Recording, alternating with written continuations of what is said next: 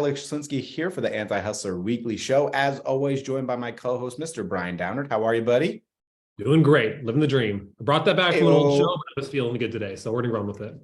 Love it. We are going to crush today's topic today. We're really excited about what we have for you on the Anti-Hustler Weekly Show. We're actually joined by a special guest, Justin Rondeau of Invisible PPC. We're going to be talking about how you can add $50,000 to your bottom line in Q2 of your business without having to do all of the work yourself. No, this is not going to be snake oil salesman, MLM, affiliate marketing, Airbnb, stock market, GME, short squeezing. Although all that stuff sounds fantastic. We're just going to be talking about good old, regular old, valuable old, profitable old, white label marketing that is going to add a lot of money to your bottom line this quarter. But you got to try it. You got to do it. And you got to make it happen. Justin, great to see you, man. Yes. How are you? Man, I'm fantastic. You kind of sold me on some of those things. I'm a sucker. You kind of sold me on some of those quick squeezes and other cool, like, man, I have an extra room. I should just Airbnb. I'll make so much more money for the business. Like, Right? Might as well just do that. Yeah, look, I know about this coin that no one knows about. So if you just DM me and just siphon me over 50K first, then I'll make sure you get your money back over time. It will be great investment. Dude, checks out. Seems legit. Yeah, it's going to be very sound. Let's dive in for today. We're going to be talking about some high margin services that people watching the show can utilize and how it works with iPPC. So as we get in, Justin, can you just kind of give us your thought of the landscape of the agency world right now? Kind of just give us your download of what you're seeing here in 2023 as we're moving into Q2. Yeah, I mean, right now, you're in agency busy season right now, going into the first two quarters. Like Q1, if you're just kind of getting started to things, you missed out on kind of like some early decision making in the year by a lot of like end client folks that are doing those types of work. But like, fret not, there is more time to capture a lot of that business. It's just a matter of making sure to have the right stuff to offer people. Everybody is in growth. It's weird to say in 2023 because most people are trying to scale back some things, but they want their businesses to grow still, but they want to grow efficiently, more so than I think in previous years with kind of like the headwinds that we're running into. So as an agency or as somebody that can provide fractional services to someone, you're in a unique position in a way to like really like capture some solid contracts and people that you can help deliver for. Because the fact of the matter is everybody's feeling a squeeze right now. And they're going to be looking to find specialized help from people that can deliver. And pretty much it's what's going to end up happening. You'll find some great people. They're going to be very opinionated in how you do your work and how you do deliver. And you have to deliver fast, deliver well, and likely deliver more than what you're expecting to be able to hold on to that long term. But it is there right now. There is a major appetite for that. Why do you think that is? What's changed in the marketplace, in your opinion, that has created this need? Man, there's a lot of people are tightening their belts where they're saying, I can't have internal costs associated with things. There's a lot of, and this is sad. There's a lot of layoffs. There's a lot of things where people just aren't able to hold on to full-time staff, but they still need their business to grow. They're not getting rid of people to like be like the fat cat on Wall Street, like just lighting cigars with cash because now we don't have this like overhead. Like they're saying this because they're making the hard decision to keep their business alive. They have to cut some of the areas of the business, but they do need it to be able to maintain or grow, which is why I think people in the agency space are seeing a lot of traction over the next, like in the last quarter, and I think in the second half of the second half of the first half. Geez, that's stupid. In the second quarter, we should be able to. And I think that'll stay consistent as well because people just aren't looking to hire internally because there's a lot of factors that go into that. Like one, it's crazy expensive. Two, it's harder to scale because it's a person doing a job versus multiple people doing multiple jobs, especially in the client space. And then you're also looking at benefits and other single points of failure. It's just expensive, time consuming is like something no one really thinks about as well, because like when you're, and Alex, you and I've talked about this like ad nauseum, like that it is, you don't realize how much time it takes to hire, manage, and eventually fire if things aren't working. It is the biggest time commitment. It's going to be expensive, both in terms of cash money and time. And people just don't have that right now in the current landscape. Yeah, really good insight. I agree. There isn't as much funny money going around as there was during COVID. So people are being a lot more selective about where they're getting that from. So before that help from. And so before we go into, the idea around which service and services are high profit, high margin, in terms of money, I want to talk about high profit, high margin in terms of time, right? Yeah. So to me, when I'm posing this question, I know what you guys do, so I'm going to kind of tee you up here, but why do you feel, or where is the time margin in pay-per-click on Google versus Facebook versus SEO versus any other service they could do? Where are they saving margin there in terms of time? Yeah. So let me just clarify really quickly. Do you want me to compare the channels, or do you want me to compare like if they're currently doing it or trying to find ways to better to do it more efficiently? I guess. Yeah, that question was asked poorly. I apologize. So in terms of like choosing a service to go through, if we're going to go do Google Ads, how is that time effective for a business and for an agency, in your opinion?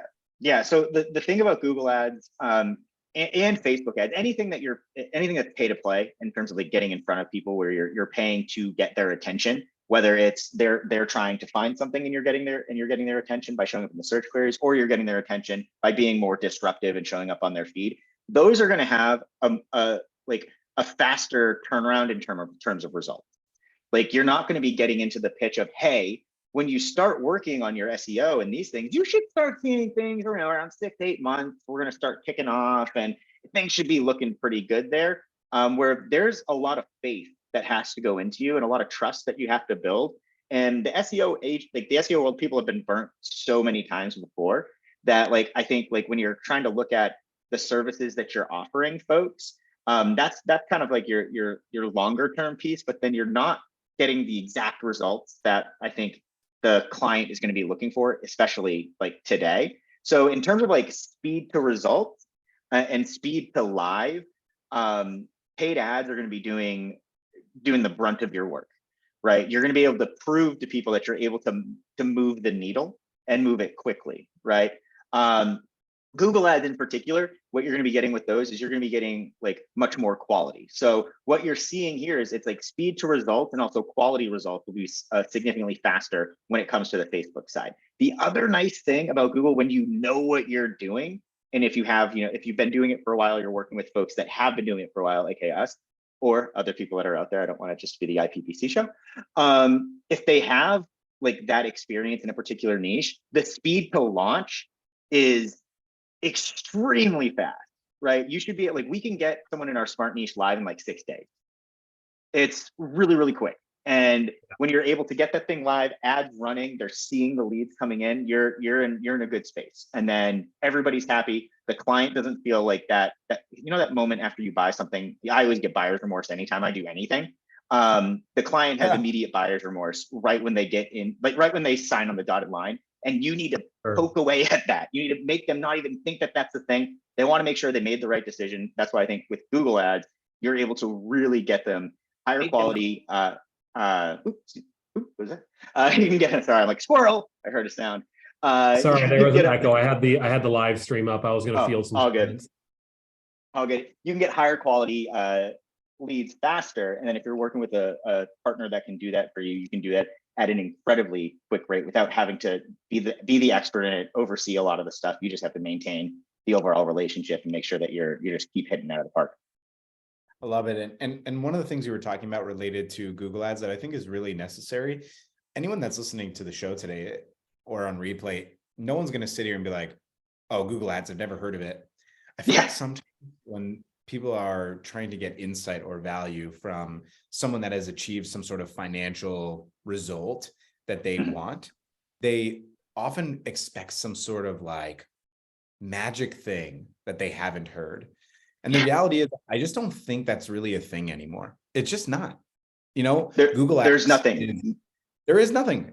All the opportunities have been tapped. People that have infinitely more time and infinitely more money than any of the three people you see here, anyone that have already tried all of the things, all of the unique ideas, right? And direct mail and Facebook and TikTok and Instagram. And unless some new platform arises like TikTok did over the last several years, nothing's going to happen, right? It's not going to change. But here's the crazy thing that I've seen. The majority of people that we work with, first of all, in POD, the majority of people that we've worked with in the past in POD, the majority of people that we meet at large events that run agencies in other coaching programs. So it's not just the POD show, like Justin was just saying, right? So the majority of these people, they don't run Google ads. The majority of people in the industry, of the agency industry, is Facebook ads and SEO. Those are the majority services that we see. I have a feeling as to why. There was a stretch of influencers in the early, later 2010s, whatever. I'm talking like 2009 to 2020, essentially. We're pushing it really hard. I'm not going to name names, but teaching people like how to go run their own Facebook ads. And I personally think that poisoned the well a little bit in terms of people thinking they need to do it themselves, need to learn how to do it themselves. I'll go down the rabbit hole a little bit later. But I think that did poison the well. There's a big reason why people try to do it all on their own. But if you can get to a place where you're not doing the fulfillment, the most time consuming and probably one of the most important things of your business, aside from acquisition, huge weight off your shoulders. All you have to do is get good at integrating your community, selling, communicating with your prospects. So, and what's up, Don? Nice to see you here, man. It's been a minute. So hit us, Alex. I know you got something else in your back pocket. What's the next one? Yeah. So, I just want to hear kind of, Justin, your thoughts on people that are listening but are skeptical of implementing, Google ads. I think there's a lot of people that are very concerned that the cost is way too high. That's why they never went into it. And we have to consider, right? Like, I want to talk to the audience and people that have to make the right next decision. Yeah. Right? So like, if you're watching this call, right, and you are in a position where your agency is doing 20, 30, 50, 60, 70 or more per month, and you haven't considered trying Google, like, why not? Obviously do it. It's a worthwhile investment. What's the risk? But if you're in the space of like sub 20, margins are kind of tight, like the next decision has to be the right decision. I have to be very strategic with my investments. Why should they try to give Google a shot instead of trying something alternative, Facebook, TikTok, Instagram, et cetera? Yeah. One of the things I'd say, if you're in a position where like whatever the choice needs to be the right, where if Google needs to be your slam dunk, I got that one, I would say hold for a second. If that is your last resort, like if you're in last resort territory, it's not going to be Google. What is last resort territory, just in your opinion? What do you think? Last resort is you go back into full on referral model and you try to just get it's cold and referral. Like you need to keep the lights on. Like I've had some people where I've said, hey guys, like you're over, like you're so worried about particular budget levels here and these things, and they're saying like, Justin, I need this to work. It's like I don't want me or my team to have the responsibility. By the way, we're of the I same, need like this to work. in the same vein, Justin. Like we don't want to work with someone like that where it's like, I need this. It's like that is too much pressure. I don't want that. Yeah, and really like the fact is like if you're in that space, it's likely you're not at a place yet where you need to be scaling. Like you're probably doing local service ads, spending more times on your GMB, like doing more, like really digging into that side of things. If you're in a place where like, okay, I have traction right now. Now I want to like amp some things up. All right, let's go. Right, let's go all day in that scenario. One other comment down there, Justin, that I think is interesting based on what you're saying. I think this is why a lot of people are doing the SaaS route more. Obviously, GHL has really exploded in popularity, but I think the reason why it caught on in popularity is based off of what you're talking about, where like the risks in terms of the assumed price, like how much you have to pay, and then the service to execute is much lower risk on like a GMB model, or hey, we'll do a client reactivation campaign. Hey, med spa, you've been in business for 20 years. You have 2,000 past patients. We'll send out an email for $500 and watch it. Bam, it's going to work. Versus hey, med spa, pay me for Google ads, and then, oh shit, it didn't work. You know what I mean? So I totally see that trend happening in the agency space. But for those people that haven't invested in it yet in terms of Google ads, but have a proven business model, they do make money, they are willing to invest and give risk. We're talking about a way that we can make 50K additional in Q2 by just adding Google. What does the average offer look like for a Google Ads service? And who would you recommend tries it out in terms of like what niches you would say are good for Google Ads fulfillment? Yeah. I mean, you're looking at like, just let's do non-niche specific, just kind of like across the board real quick. You're looking at like, you can charge setup fees upward between anywhere in 2 and 4K, like that. because you have to dig into, there's more tangible kind of stuff happening during the setup process. And most customers and clients will understand that. They're like, okay, they have to dig into the account. They have to restructure and do campaign architecture. They have to write the ads. If they're doing retargeting, they have to design those. They have to build my landing page. That in itself is a big like, oh crap, because it's not tangible, but it's as close to tangible as you get in digital as like humanly possible.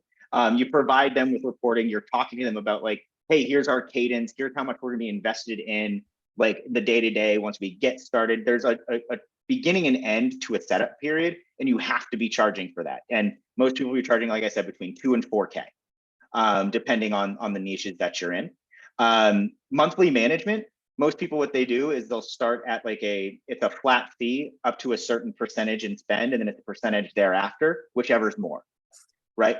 So that is where you can start scaling this if you start catching some winners with people that have larger budgets that are going to start scaling those with success. Awesome. On our side, I'd say people charge anywhere between probably around that like 800 to 1,500 for up to like 3 to 5K in ad spend, and then we'll start kind of messing around with percentages thereafter. Yeah, nice. And this is why I'm glad we kind of went through the back door to answer this question. But like, why is this a high margin, high profit service? Is because there is not technically a ceiling on the amount of money your clients could spend on ads, and then the percentage therefore you could charge. Whereas I'll use SEO as an example, or social media marketing. Unless you're doing like a pay per lead model or pay per performance model, which I would not be recommending, you're stuck at that retainer price even when your clients are really winning. So I like to believe that you should be pricing based on the value you're bringing to your customers. And so in that theme, that means if your clients are winning and they went from $5,000 ad spend to 10, 20, $50,000 in ad spend, and you are charging a percentage of that, the amount of work you're doing roughly stays the same depending on how many campaigns you're running. That's another conversation. Don't go crazy. You should be charging additional for more campaigns. But my point is, you now are charging a percentage and exponentially growing the amount you can earn per client, which I think is something you can't do with a lot of other services. Yeah, 100%. That's why a lot of people go PPL model, because it unleashes the amount of opportunity. It's even why people do pay for performance, but there's a whole slew of reasons why we don't advise pay for performance. But just want to get your numbers down backwards and you can like remember them like the back of your hand. Yeah.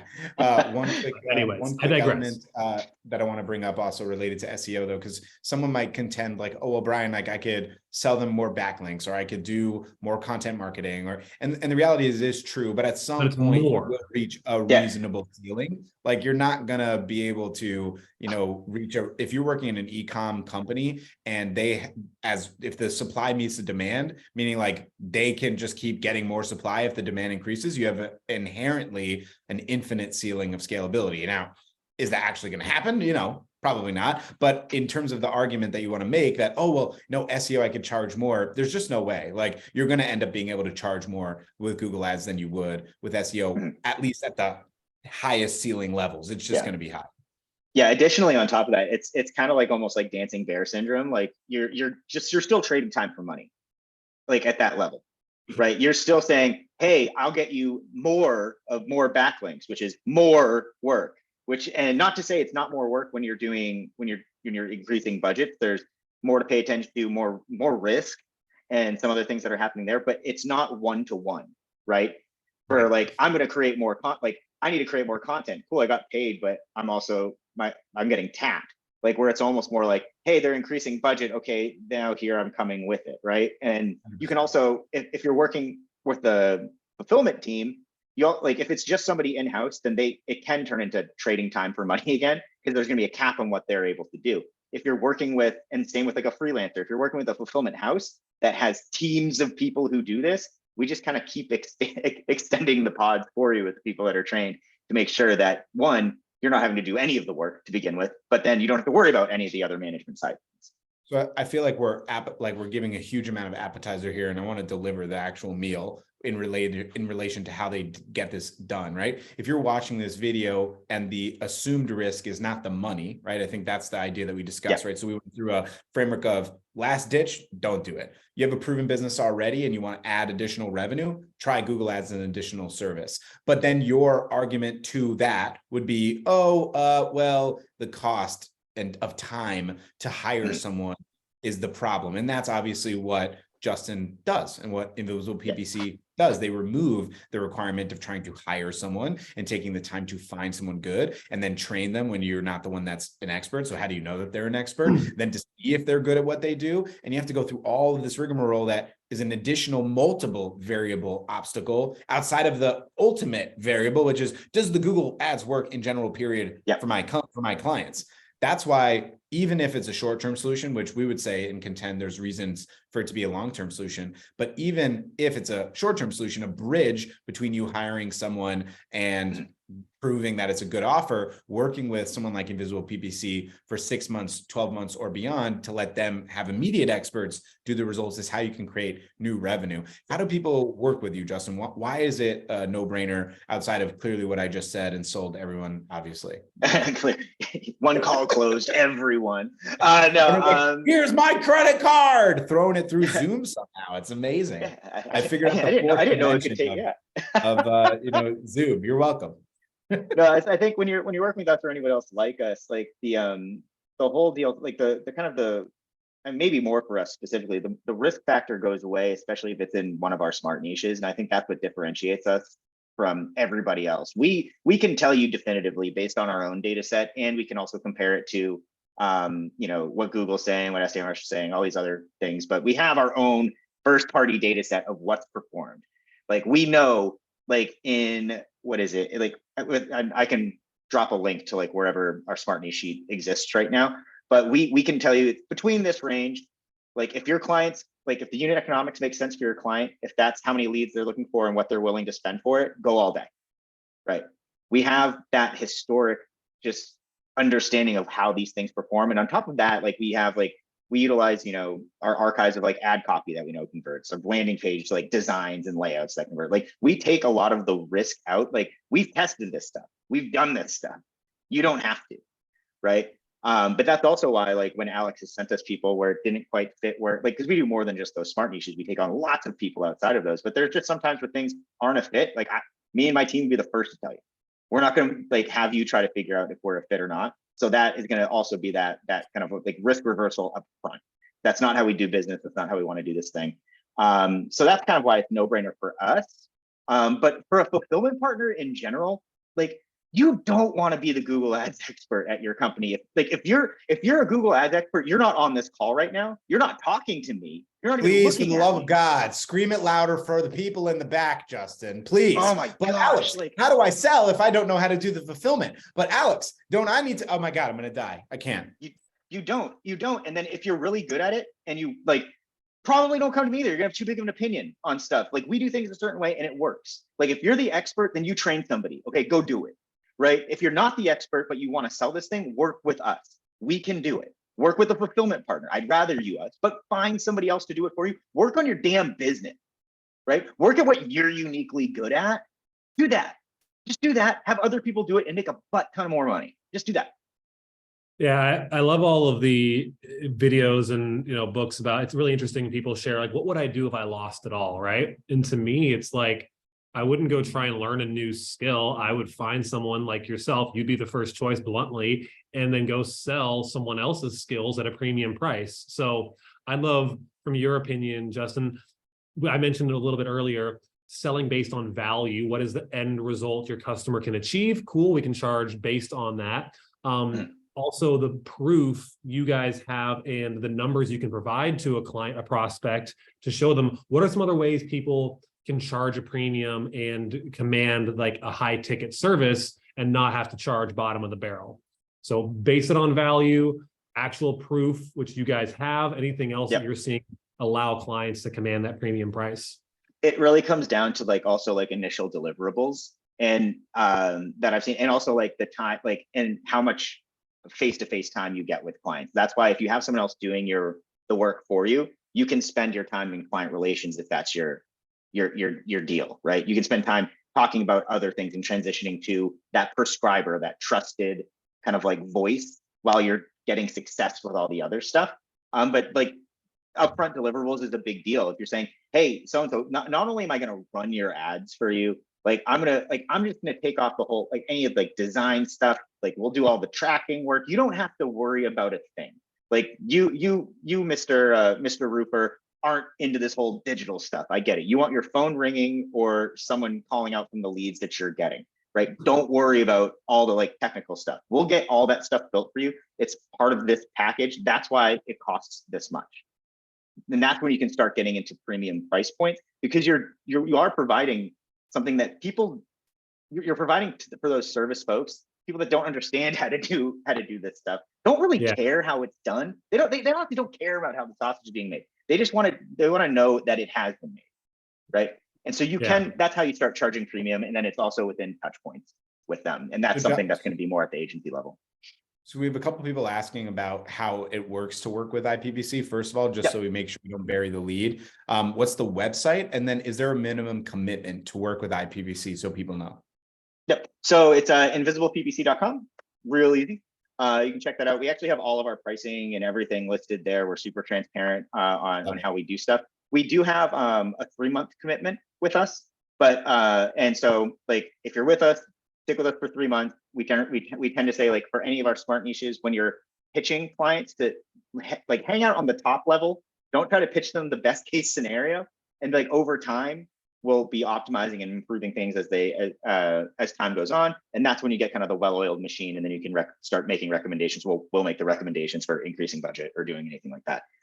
In terms of minimums, we don't have any hard fast minimums in terms of but realistically, like depending on the niche you're in, you're not going to get the results for the client that you want or they want if you're under a certain budget threshold. Most of them are going to be at like that 1,000, 1,500 for like some of the lower ticket stuff. But if you're in something that's like legal, like you got to spend $5,000 to $6,000 minimum. And if you have folks that aren't willing to do that, they might not be poised to like succeed. It's just going to be a lose-lose for you, because they're gonna be like, Google ads don't work for me. It's like, no, they do.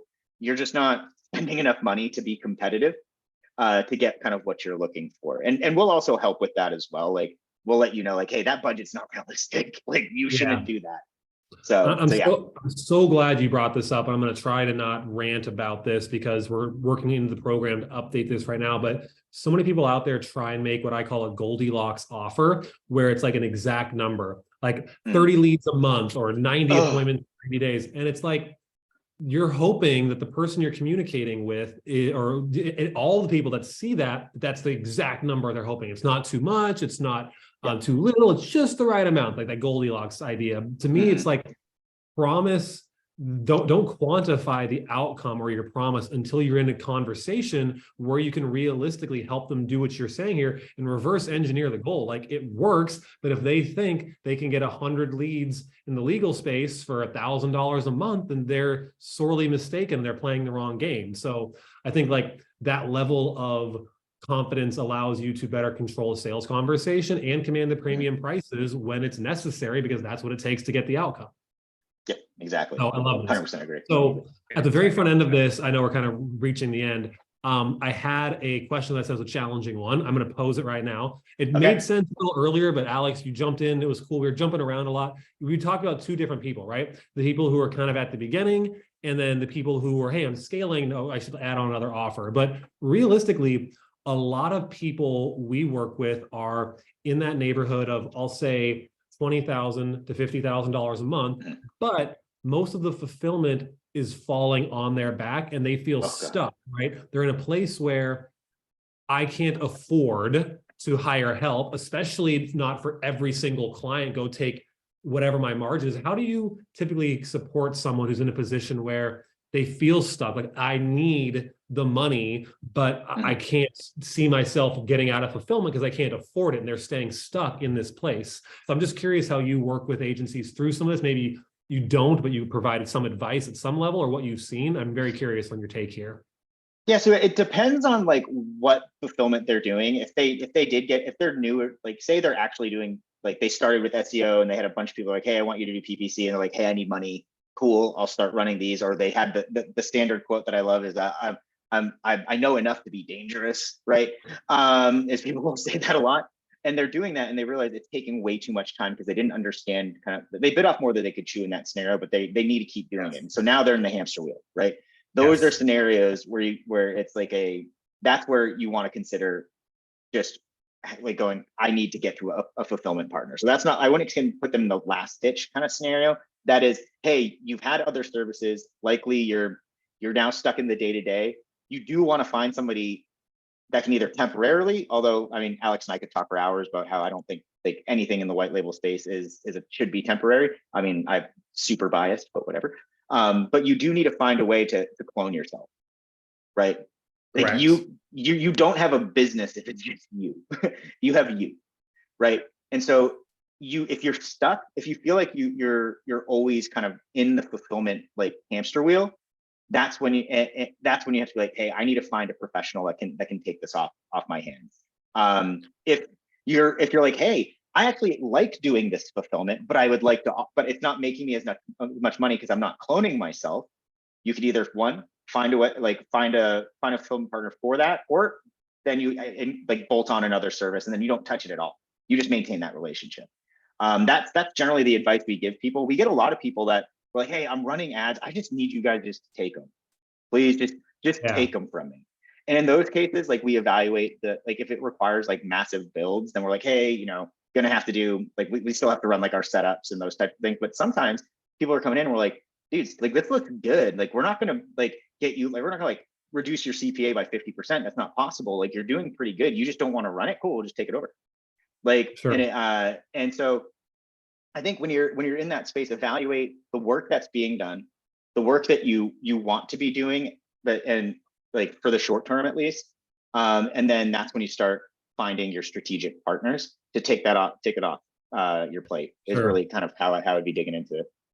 Nice. Yeah. And I would say too, and it's not a sexy or probably popular opinion, but it may mean sacrificing some bad revenue to free up time to get the client who will pay you a higher number where you still have the same profit, but some of the margin goes to a white label provider. So you can take that time back because you're just going to stay stuck on the hamster wheel. Something has to give, and it shouldn't be your mental well-being for business. So it's more valuable to have. Frankenstein agencies are made, right? I mean, this is how Frankenstein. It's all day. We un-Frankenstein agencies a lot of the time in POD, and this is one of the things people we de-Frankenstein.